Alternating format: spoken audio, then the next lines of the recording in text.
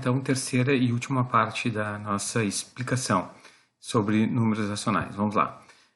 Aqui, então, eu tenho também uma outra situação que a gente precisa retomar, é como a gente transforma um número fracionário em número misto.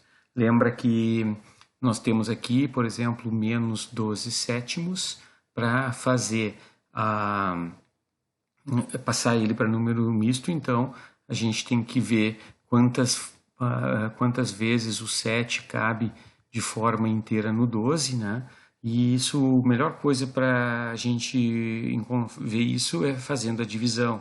Então eu armei a conta de divisão, só que essa conta de divisão eu fiz a divisão como se nós estivéssemos trabalhando com números naturais, a gente não entra na divisão com vírgula, certo? A gente então só determina, encontra o resto e pronto, não segue colocando, acrescentando zero, vírgula, como se fossem as divisões com números naturais que a gente viu lá no início lá no quinto, no sexto ano, né?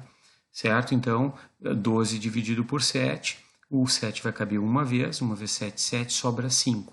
A partir desses dados aqui, dessa divisão, nós vamos ter o 1, que é o quociente, que é a parte inteira, 1 inteiro, e a parte fracionária fica no divisor, nós temos o 7, o divisor nada mais é que o denominador, afinal o denominador, o 7 aqui na verdade é o divisor, então veja a relação que existe entre a fração e a divisão, certo? Que toda fração é uma divisão, eu tenho no denominador o 7 e o resto vai ser o numerador dessa fração. Então está aqui o número misto. O número misto, como o nome já diz, é misto porque eu tenho um número natural, tenho um número inteiro e tenho um número fracionário.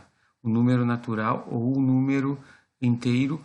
E um detalhe importante aqui, eu esqueci, o número é negativo, eu preciso colocar o menos aqui na frente do 1. Tá? Fiquem ligados, o professor esqueceu aqui. Mas se o número lá é negativo, esse é negativo também. Tanto esse número como esse, eles representam a mesma quantidade, só que são escritos de formas diferentes. Certo? Então aqui um pouquinho sobre o conceito de transformação, de fração para número misto, e aqui o contrário, de número misto para fração. Foi o que nós precisamos fazer agora. Então aqui tem todo o processo com a flechinha, onde eu vou pegar o denominador e vou multiplicar pela parte inteira. Então aqui tem 1 vezes. 2 vezes 3 dá 6 e somo com o 1 do numerador. Então, 2 vezes 3, 6, mais 1, 7. 7 vai no numerador da fração, o denominador permanece o mesmo, certo? Então, eu tenho então 3 inteiros e 1 meio, que é igual a 7 meios. Depois aqui um número negativo, né? 5 inteiros e 2 terços, onde eu faço a transformação seguindo o mesmo processo que esse. 3 vezes 5, 15. 15 mais 2, 17. Então vai ficar menos 17 terços, porque o denominador fica o mesmo. Ok? Em seguida, aí vem o mais importante, que nós vamos trabalhar bastante, inclusive na tarefa avaliativa dessa semana, que é localizar os números na reta numérica. Então, quais são os segredos para a gente localizar os números na reta numérica? Primeiro, que quando são fracionários, a gente tem que saber na forma decimal, transformar esse número em um número racional decimal. Este é um número natural, é um número inteiro, positivo, né? Então não precisa mexer. Esse também, aqui eu já tenho como marcar tranquilamente. O 15 nonos não, esse é preciso fazer a divisão, então, para saber quanto é que ele vale. Mas o primeiro passo, então, é desenhar a reta numérica. O interessante aqui, faltou, né? Nós precisamos botar a flechinha também no lado esquerdo dessa reta, porque ela é infinita para ambos os lados, certo? E a flechinha indica o infinito, né?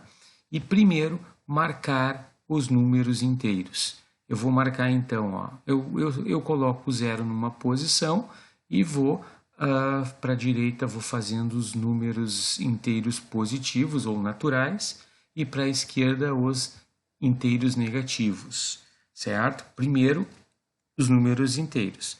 A partir daí, eu vou então marcar os demais.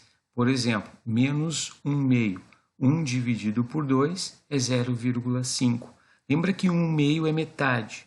Metade se refere a 0,5. Então, são valores iguais. Então, sabendo que isso aqui é o mesmo que menos 0,5, eu posso ir lá e marcar o menos 0,5 entre o 0 e o menos 1. Então, lá eu marco o pontinho e registro na reta numérica o número, certo? E aqui eu também poderia ter colocado menos 1/2 sem problemas, tá?